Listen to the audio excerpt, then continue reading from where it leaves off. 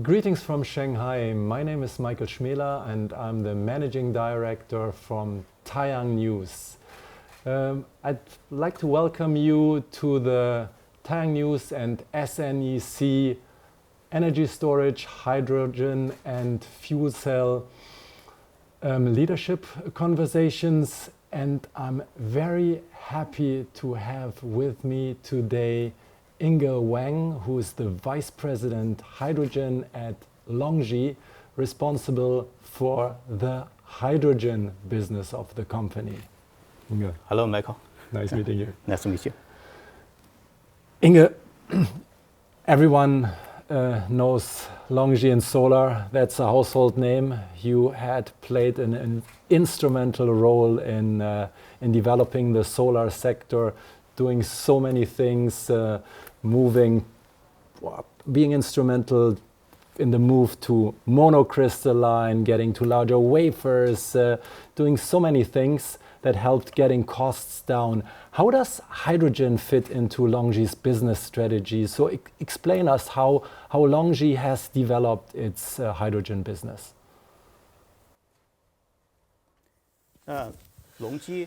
LONGi initiated its exploration of energy storage in 2018, but widely emphasizes on energy storage. LONGi recognized that the cost of PV was no longer the paramount concern, given its already sustainable economic viability. Advancements in PV technology such as RCC technology, diamond wall slicing, and the incorporation of efficient P-type cells have significantly reduced the level cost of LCOE in the PV industry. Thus, economic viability is not the primary challenge. Rather, the focal issue lies in addressing the intermittency and variability inherent in solar energy. In response to this challenge, LONGi turned its attention to energy storage. In 2018, LONGi established a dedicated strategy project team to investigate hydrogen as a viable form of energy storage, transforming electricity into hydrogen. Hydrogen's key advantage lies in its ability to be stored across seasons, distinguishing it fundamentally from chemical energy storage methods. However, the landscape shifted in 2020 when China introduced the dual carbon goals, leading to a global consensus on carbon neutrality. In light of these advancements, LONGi evaluated the future trajectory of hydrogen energy and arrived at a noteworthy conclusion. Hydrogen energy is poised to play a pivotal role across multiple sectors, encompassing industry, transportation, construction, and civil use, with a particular emphasis on the industrial landscape. The rationale behind its anticipated substantial impact on industrial decarbonization is clear. Reliance solely on wind and solar power can effectively address clean energy and carbon reduction concerns within the electricity sector. However, LONGi envisions a broader impact by introducing hydrogen energy, aiming to facilitate decarbonization in diverse industrial domains such as steel and petrochemicals.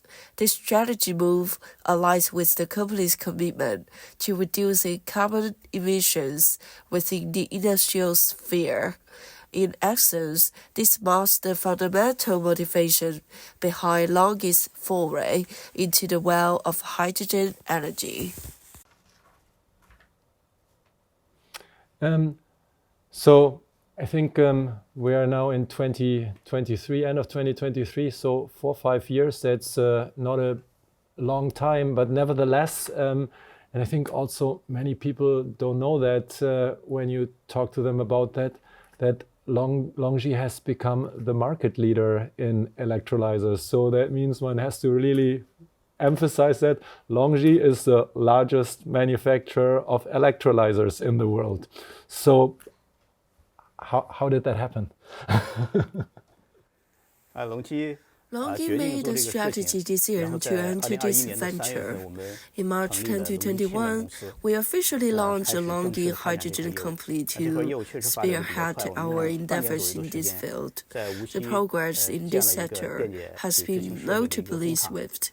Within just 6 months, we established a hydrogen production equipment factory in Wuxi and successfully rolled out the first alkaline electrolysis water execution device with a capacity of 1,000 standard cubic meters per hour in the same year, a testament to our rapid development.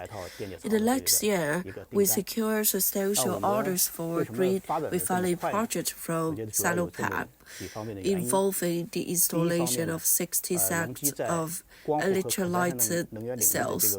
The question arises, what factors contributed to our accelerated growth? Firstly, LONGi's formidable brand presence in PV and renewable energy both in China and in the world has played a pivotal role in our effective development. Secondly, our adeptness in PV technology innovation and manufacturing management has been seamlessly integrated with hydrogen manufacturing.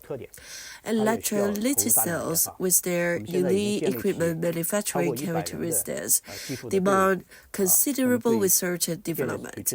We've assembled a dedicated technical team of over 100 individuals, focusing on in-depth research related to hydrogen production equipment through electrolysis and advanced solutions for chlorine electrolysis hydrogen filtration.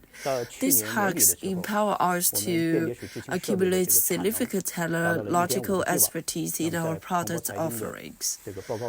Concurrently, we've swiftly established a robust marketing and service network, facilitating our effective market expansion. By the close of the previous year, our electrolytic water hydrogen production equipment had reached a remarkable capacity of 1.5 gigawatts, securing its position as the leader in alkaline electrolysis cell capacity, according to Bloomberg's financial report. Presently, our electrolytic cell capacity stands at 2.5 gigawatts, with 1.5 gigawatts in Wuxi and an additional gigawatt in Xi'an. Looking ahead, as we delve into new market orders, our plan includes a strategic expansion of our products' capacity, driven primarily by these key factors. Okay. You chose alkaline water electrolyzer technology. So why did you go with this technology, and how does your product differentiate from the competition? LONGi's strategic approach to the hydrogen energy market mirrors our methodology into the PV sector. Reflecting on the past decade, when we defined our technological direction in PV, we untimitedly committed to the monocrystalline silicon pathway, guided by fundamental principles. In the realm of PV, the paramount principle revolves around the cost of deposition, and our choice of foundational path center on high-efficiency monocrystalline was driven by its projected superior cost-effectiveness in future depositions. As we venture into the hydrogen energy market and contemplated our technical direction, LONGi remained steadfast in adhering to first principles. Our exploration led us to focus on the initial type of principle for hydrogen production, referred to as LCOE, signifying the cost of hydrogen production per unit. The decision to follow the OCLM technical route was rooted in our conviction that OCLM stands out as the current pinnacle of maturity, stability, and cost-effectiveness. Despite the prevailing economic concerns regarding the viability of green hydrogen. LCOM emerges favorably from the open periodics angle, presenting an optimal cost perspective.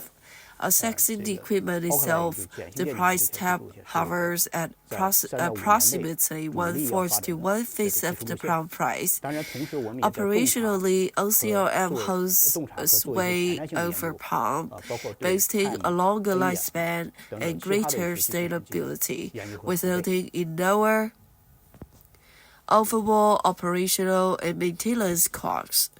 Taking these considerations into account, we have strategically embarked LCOM, particularly the alkaline electrolysis cell, as our primary focus on development over the next 3.5 years.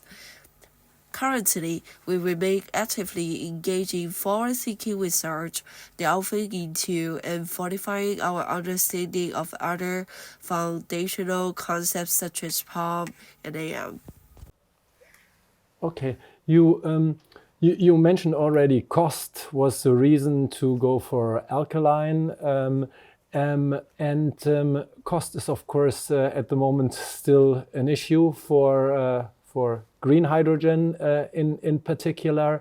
So what will be the major drivers for cost reduction on the technology sides? And when you look at costs, what do you think? How will it develop in the next few years?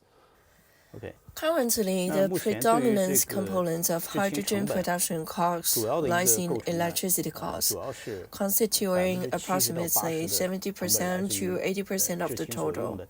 Delving deeper into the breakdown of electricity costs, it encompasses expenses related to renewable energy sources such as wind and solar power, and the energy consumption of the electrolysis water hydrogen production equipment.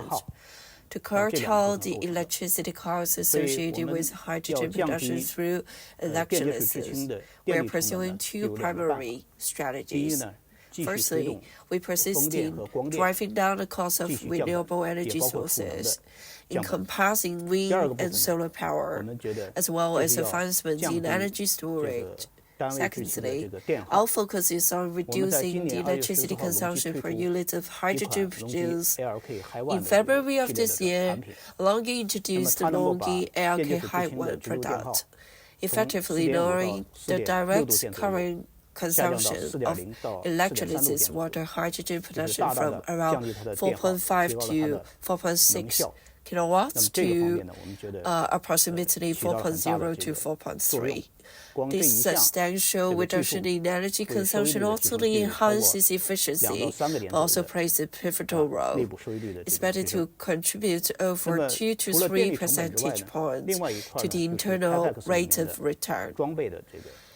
Beyond electricity costs, another critical factor is the equipment cost within the CAPEX, encompassing the complete set of equipment for electrolytic cells and electrolysis water execution. While the electrolysis cell industry in China boasts over 30 years of industrial history, the cells used historically were typically small-sized, serving niche markets such as thermal power, glass, and semiconductors, ranging from a few standard cubic meters to a couple of hundred standard cubic meters. These cells and limited sales volume and scale. Furthermore, due to their small scale and specific market focus, the manufacturing process heavily relies on manual labor, lacking adequate automation. This associated supply chain was also incomplete, contributing to higher costs. With the advent of large-scale hydrogen energy markets, currently exceeding 2 gigawatts globally each year, and projected to grow at a compound annual growth rate of 70 to 80%. The industry anticipates a shift towards industrialized electrolytic cells. This new era of industrialization will witness a significant reduction in labor costs through increased automation in the construction of electrolytic cells. Additionally, by establishing a comprehensive supply chain involving influential enterprises, overall supply chain costs are poised to decrease further. Consequently, we focus on minimum 30% cost reduction in electrolysis water equipment over the last 5 years. With these targeted cost reduction measures, we envision the cost of green hydrogen reaching approximately $2 per kilogram within the next 5 to 10 years. With the emergence of the large-scale green hydrogen market price below $2 per kilogram, we believe that the realization of these cost reduction efforts will stem from several key strategy directions. $2 per kilogram is when we would be probably then we could compete. So with fossil fuel based hydrogen, because I think when we look at today's world, so it's still, I believe, nearly 100 million tons of hydrogen that are produced with fossil-based gas. So I think there's a lot of potential from existing hydrogen, which we really have to replace with solar. So that means if you look at the most attractive regions, when and where do you think will be hydrogen, green hydrogen, be able to compete with fossil fuels on a level without subsidies, for both? In the arena of carbon reduction, a diverse array of technologies and solutions has emerged. Hydrogen, as determined by global experts and research findings, stands out as a pivotal avenue for substantial carbon reduction, particularly within non-electricity sectors. Leading nations and regions, including the EU, the United States, and China, have formulated comprehensive long-term strategies for hydrogen development. The distinctive characteristics of hydrogen, especially in industrial and meteorological applications, position it as an ideal solution for mitigating carbon emissions. Within industrial sectors, such as metallurgy, where hydrogen currently stems from coal as a reducing agent. Addressing emissions resulting from coal reduction becomes paramount. Hydrogen, harnessed through mature technologies, is poised to play a central role in advancing hydrogen production methodologies. For example, in sectors like synthetic LONGi production in China, where hydrogen is traditionally derived from coke oven gas, a substantial carbon footprint exists.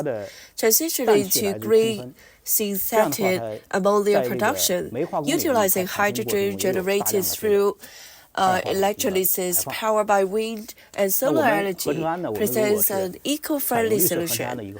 The green hydrogen production process involves water electrolysis coupled with green power sources for nitrogen separation, fundamentally solving the carbon emissions in ammonia synthesis.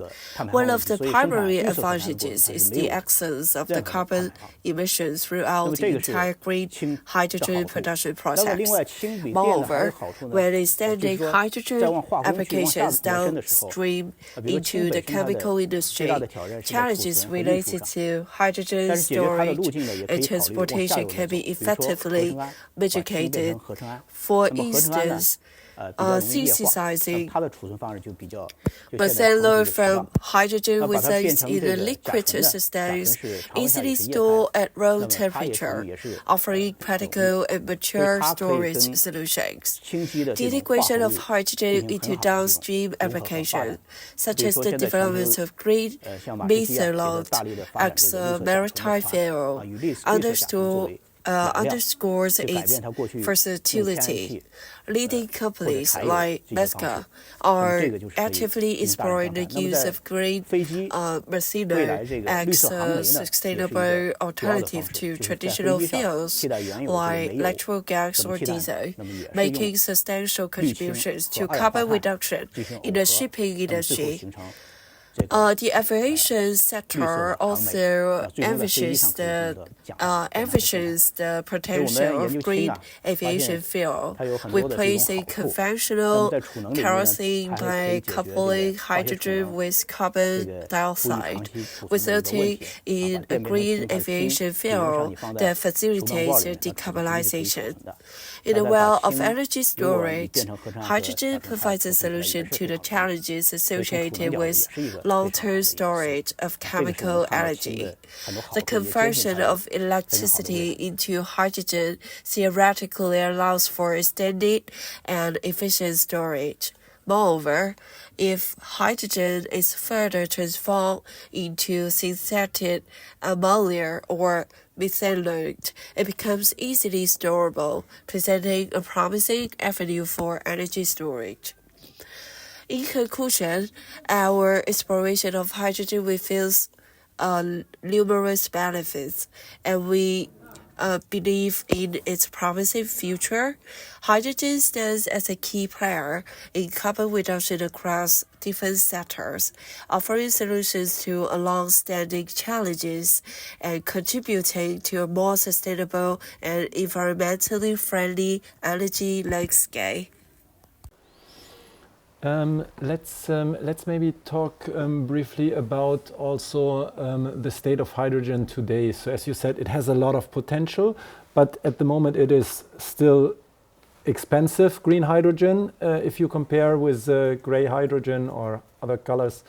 And so it needs incentives. So what do you think are the best support mechanisms to decrease the costs and of green hydrogen at the moment? I believe that currently, particularly in Europe and the United States, there are supporting policies for green hydrogen, poised to play a pivotal role in propelling the development of hydrogen technologies. This trend mirrors the other policies that facilitated the growth of solar PV, such as Germany's introduction of FIT policies, which contributed to the sustainable development of solar PV during its initial high-cost phase. These incentives ensure a viable economic equation, maintaining favorable returns.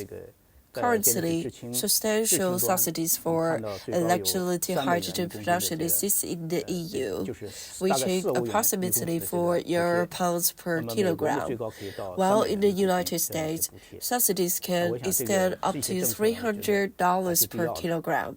I consider these policies essential. Secondly, for green hydrogen to compete with other hydrogen forms and be compared with oil, natural gas, and coal, we must consider the cost of carbon. Without factoring the carbon cost, the balance may seem favorable, indicating that carbon emissions from fossil fuels are not considered. For example, in the EU, carbon prices can exceed €100 per ton. Accelerating in the carbon markets could help balance this cost. In China, where carbon prices are relatively low, around 50 to 60 RMB per ton, establishing a well-compensated carbon market is very crucial. Hence, advocating further improvements in carbon markets to ensure effective regulatory rules for carbon pricing is very important.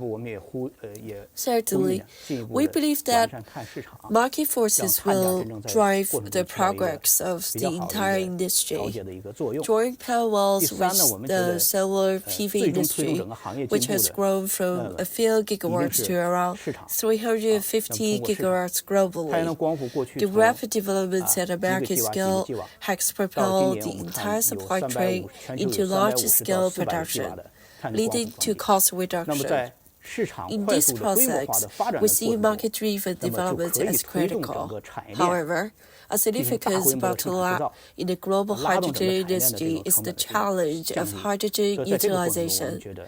While options-like synthetic ammonia and methanol have been considered, fully opening up the hydrogen utilization market, forming a market for green hydrogen, green synthetic ammonia, and green methanol will take time, possibly 3 to 5 years or even longer. This involves building a market not just for hydrogen, but also considering the downstream markets for hydrogen utilization. For instance, in the case of natural gas-based hydrogen production, determining the price of hydrogen in the market becomes a crucial factor. In essence, there are the key considerations for the market dynamics in the hydrogen sector. Okay, thanks. I think a lot of countries are developing, of course, their hydrogen strategies, and I think that's in several places around the world. We have that in Australia, we have that in Europe, we have that, I don't know, in many regions. I think the Middle East is also very active. But what I would like to ask as a final question, so in solar, actually, your focus is obviously on production of products, and you're more and more turning into a full solutions provider in the end. But you also have a projects business in China. How is it in the hydrogen field? What are you planning there? You are now the world's largest electrolyzer manufacturer. Are there also any plans to develop green hydrogen projects? LONGi has strategically positioned itself as a leading provider of large-scale hydrogen purification equipment and comprehensive solutions. Over the next 3 to 5 years, we are channeling our efforts into 2 objectives. Our first objective centers around advancing equipment technology, specifically in the realm of electrolytic hydrogen production equipment.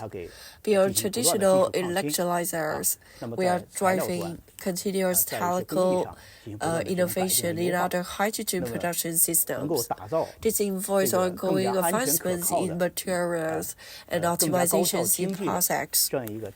Our ultimate goal is to create electrolytic hydrogen production equipment that is not only economically efficient, but also sets new standards for safety and reliability. Our second objective is the development of solutions for producing green hydrogen using renewable electricity. In the past, electrolyzers were tethered to the power grid, providing a steady power source. However, as we transition to a future of green hydrogen, its generation will rely on resources such as wind power, solar power, and potentially energy storage.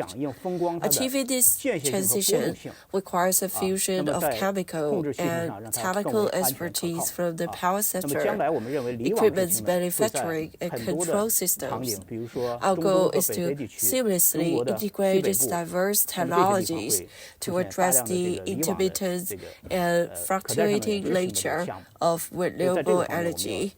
ensuring safety and reliability in control systems. Looking forward, we anticipate a surge in demand for off-grid renewable energy projects, particularly in regions like the Middle East, North Africa, and China's Northwest. In response, we are committed to developing robust solutions for the production of green hydrogen in such scenarios. It's worth noting that LONGi does not delve into the design of other aspects of the hydrogen value chain, such as storage and transportation. Our primary focus remains on continual improvement and innovation in equipment and solutions, reaffirming our unwavering commitment to our defined position. Thank you. Okay, thanks a lot, Inge. It's very exciting to see that a leader in solar is also a leader in electrolyzers, understanding the needs of the solar industry and pushing the green hydrogen case forward. Thanks a lot. Thank you, Michael. Thank you.